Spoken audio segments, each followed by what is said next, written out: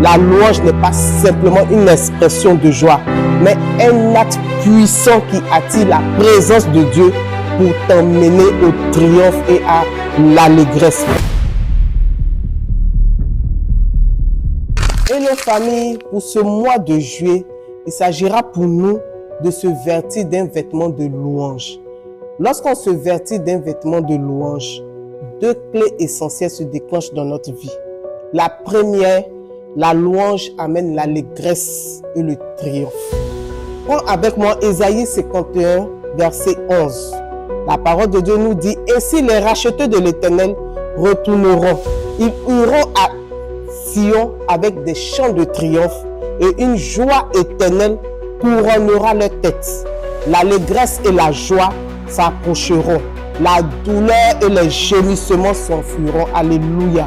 Genèse 29, le verset 31 dit, « L'Éternel vit que Léa n'était pas aimée et il la renda féconde tandis que Rachel était stérile. » Avoir de l'allégresse, se réjouir, c'est avoir de la joie ou encore tressaillir de joie. La réjouissance et la victoire vont ensemble. Là où il n'y a pas d'allégresse, il n'y a pas de victoire. Mais la louange qui communique, c'est surtout la louange qui communique cette joie profonde qui amène la victoire.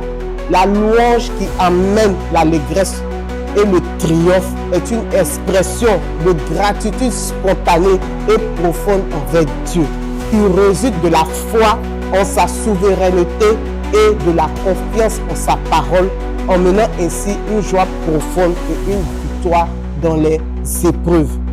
Léa, la fille aux yeux délicats, s'est souvenue de la grâce que l'Éternel lui a faite en la rendant féconde. Sa louange est devenue une prière d'action de grâce. Lorsqu'on se souvient des grâces passées et des promesses de Dieu dans nos vies, notre louange exprime tout simplement la reconnaissance et renforce notre foi.